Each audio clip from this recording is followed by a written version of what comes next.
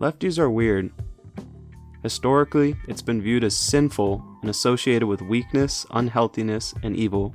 Apparently, the devil himself was a lefty. I heard Satan had a mean step-back jumper. Roughly 90% of the world's population is right-hand dominant. Most of the products we use daily are produced accordingly. You ever tried using a pair of scissors with your left hand? Maybe you've made the most uneven slice of bread ever using a serrated knife. Don't even get me started on can openers. My southpaw companions and I have adapted to this way of life, and despite some elbow bumping at the dinner table, most of these differences can be adjusted to with enough practice. What if I told you, though, that we can turn our differences into an advantage? Or should I say, to gain an upper hand? In basketball, the righty bias is no different. Last season, among players with at least 500 minutes played, just 33 of 374 were left-handed. That's 9%, on par with the worldwide estimate. This leads to some defensive habits that can be hard to adjust to, and opens up a ton of possibilities for sinistro ball handlers. I can't even tell you the amount of times someone has said, "Oh shit, you're left-handed," during a pickup game and tried to adapt accordingly. Now with the scouting and attention to detail in the NBA, that same scenario isn't as drastic, but it does happen. Force him right is another common pickup basketball line directed at lefties, and is the default method for slowing them down. But just as we've adapted to our off-court differences, lefties have found ways to deal with yet another crusade against their brilliance. Today, we'll talk about 3 ways that lefties can conquer this coverage. Pull-ups and step-backs are an essential tool. In my opinion and observation, players have the most comfort pulling up with the ball in their non-dominant hand, or moving in that direction. My thinking here is that it's more natural to collect your dribble and begin your shooting motion with the ball in the guide hand. Additionally, when a lefty pulls up moving right, it aligns the dominant side and shooting elbow toward the rim automatically. On the other hand, get it? When pulling up in the opposite direction, your body will naturally twist with the shooting leg rotating forward.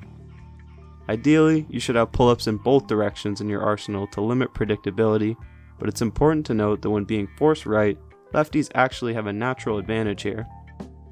James Harden has made a career out of manipulating defenders with this exact idea and found his own unique key to success. Harden leaned completely into being forced right, so much so that he now forces you to force him right.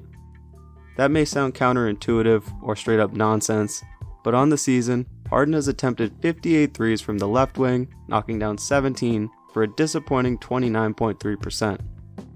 Moving on to the right wing, however, James has attempted more than twice as many threes with 173, sinking 60 of them.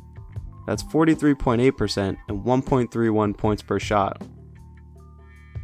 When the step back or pull up comes, it often stuns defenders for a brief moment. With their stance opened up, it's difficult to get back on balance for an effective contest. Other lefties have discovered this as well, while some are more efficient from the right side and haven't realized it yet. Isaiah Thomas can get buckets from anywhere, but the numbers show he favored the right side as well. In his elite 2016-17 season, he shot 33.9% from the left and 37.5% from the right, nearly doubling up in both attempts and makes.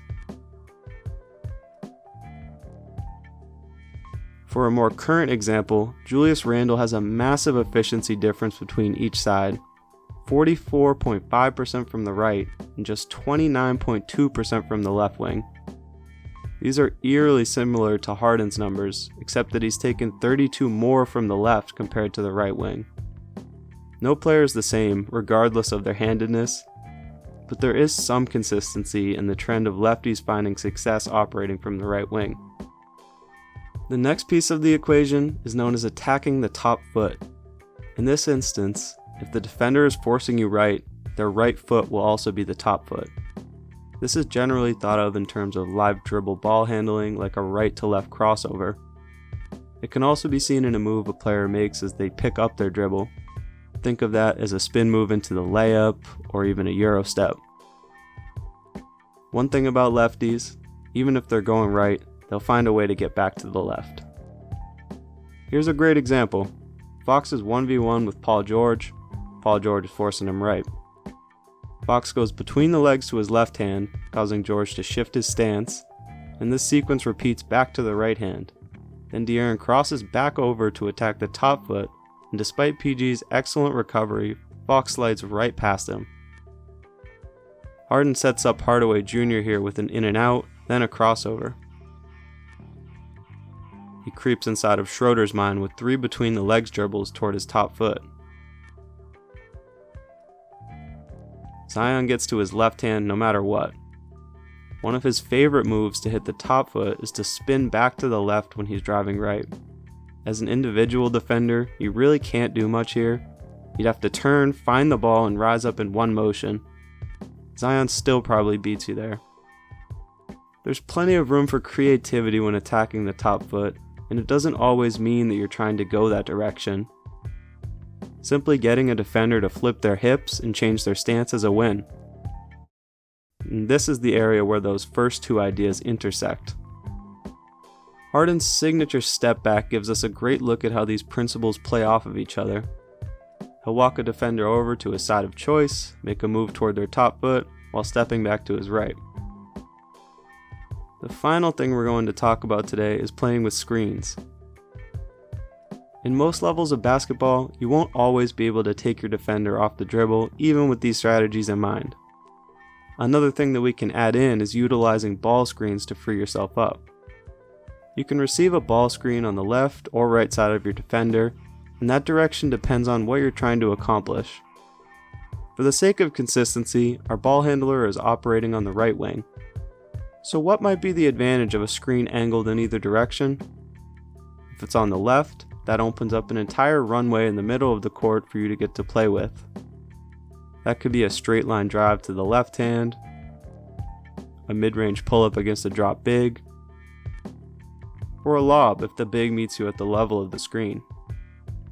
With a screen on the right side, there's less space to work with, but it ties back into that comfort shooting off the dribble that we touched on earlier. Isaiah killed drop bigs in this way because they were forced to give him a deep cushion out of respect for his quickness. Some players will look to snake the screen to get back to their left as well. Every ball handler should feel comfortable playing out of the pick and roll, and knowing your options and reads is an important part of that. When you combine each of these ideas we talked about today, you get a frustrating mix of deception, shot-making potential, and simplicity that can help bust the force him right coverage. This video is a bit different than usual. I hope you enjoyed it though, and let me know your thoughts in the comments. To finish things off, I'll leave you with a few clips of what this looks like when you put everything we've talked about together.